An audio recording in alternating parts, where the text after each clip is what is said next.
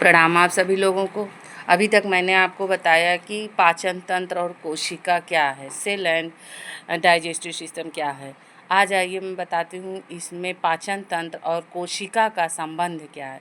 देखिए, ये गृह विज्ञान बीए फर्स्ट सेमेस्टर का यूनिट सेकंड में टॉपिक है पाचन तंत्र और कोशिका। ठीक, तो आइए इन दोनों में क्या संबंध है इसको मैं आपको बताती हूँ।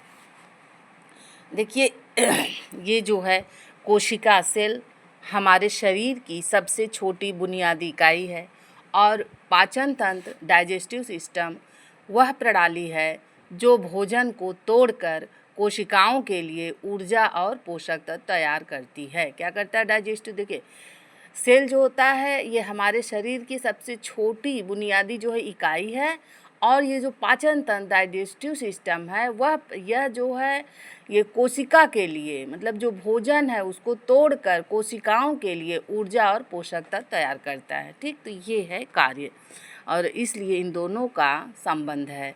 अब देखिए, पाचन तंत्र और कोशिकाओं का संबंध किस प्रकार है, तो देखिए इस प्रकार है। सबसे पहले ऊर्जा की ज़रूरत। ठीक है, शरीर की हर कोशिका को जीवित रहने और काम करने के लिए ऊर्जा की ज़रूरत होती है। ठीक है, उसको ऊर्जा चाहिए। शरीर की जो सेल है उसको जीवित रहने के लिए क्या चाहिए? ऊर्जा चाहिए, ग्लूकोज चाहिए, जो केवल पचे हुए भोजन से मिलती है। ठीक है, तो जो पचे हुए भोजन से ही हमको ग्लूकोज मिलता है।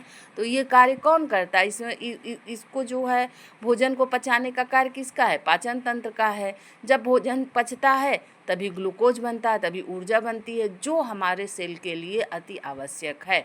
तो इस प्रकार इन दोनों का संबंध एक दूसरे से है। अब देखिए, जटिल से सरल रूप। अब देखिए, हम जो भोजन खाते हैं वह बड़े और जटिल अणुओं में होता है। जो हम भोजन खाते हैं वो कैसे रहता है? भोजन एकदम बड़ा बड़ा रहता है, जटिल अणुओं में रहता है।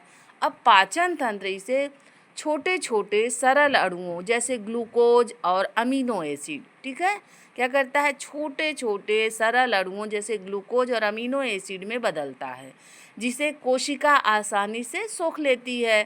ठीक, तो जटिल से सरल, जब भोजन हम खाते हैं जटिल रूप में रहता है, बड़े बड़े उसमें रहता है। ठीक है, तो वो जब पेट के अंदर जाता है तो जो हमारा जो पाचन तंत्र है वो क्या करते हैं? छोटे छोटे सरल अणुओं में बदलता है। ठीक है, जिसे कोशिका आसानी से सोख लेती है।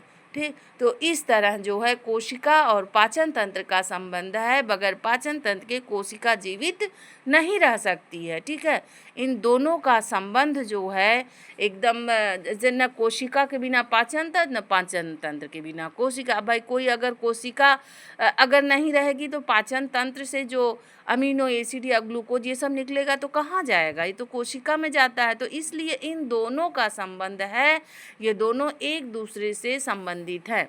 इस प्रकार देखिए क्या होता है? अवशोषण। क्या? अवशोषण, अब्जॉर्प्शन। छोटी आंत की अंदरूनी दीवारों पर मौजूद विशेष कोशिकाएं विली पोषक तत्वों को सोखकर खून में भेजती हैं, जो इन्हें शरीर की अन्य कोशिकाओं तक पहुंचाती है। क्या? जो छोटी आंत की अंदरूनी दीवारों पर मौजूद विशेष कोशिकाएं, जो छोटी आंत है उसमें उसकी दीवारों पर एक विशेष कोशिका होती है जिसे विली भी कहते हैं, पोषक तत्वों को सोखकर खून में भेजती हैं। देखिए क्या करती है छोटी आंत कि उसके जो दीवार होती है उस पर विशेष तरह की कोशिकाएं होती हैं जिसको हम विली भी कहते हैं।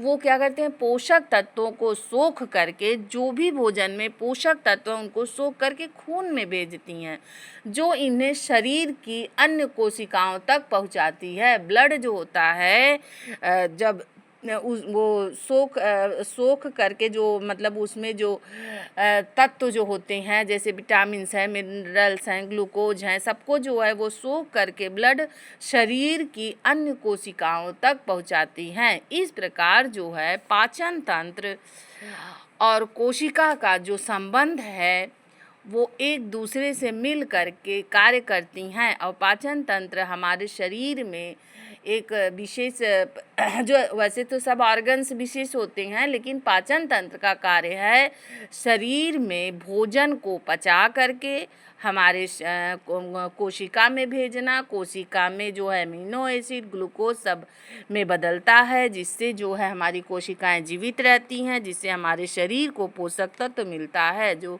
ठीक है, इस तरह जो है जो अपाच्य भोजन होता है वो मतलब मल के रूप में क्या करती, पहले छोटी आंत फिर बड़ी आंत में जाती है ना, तो उसमें क्या नाम है, भोजन को मल के द्वारा जो है वो क्या करती हैं, बाहर निकालती हैं।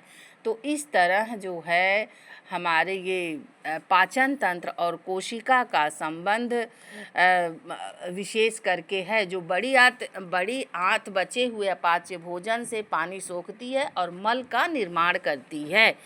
तो इस तरह पाचन तंत्र में दो जो है पाचन तंत्र से एक छोटी आंत होती है, बड़ी आंत, इन दोनों का कार्य बहुत ही विशेष है। पाचन तंत्र और सेल जो है एक दूसरे से संबंधित हैं। ठीक, तो ये जो यूनिट सेकेंड में जो टॉपिक है, अब इसको मैंने आपको बताया। आशा करती हूँ कि आपको समझ में आ गया होगा। बस एक ही है अनुरोध, आप वीडियो को लाइक शेयर सब्सक्राइब करके आगे बढ़ाइए।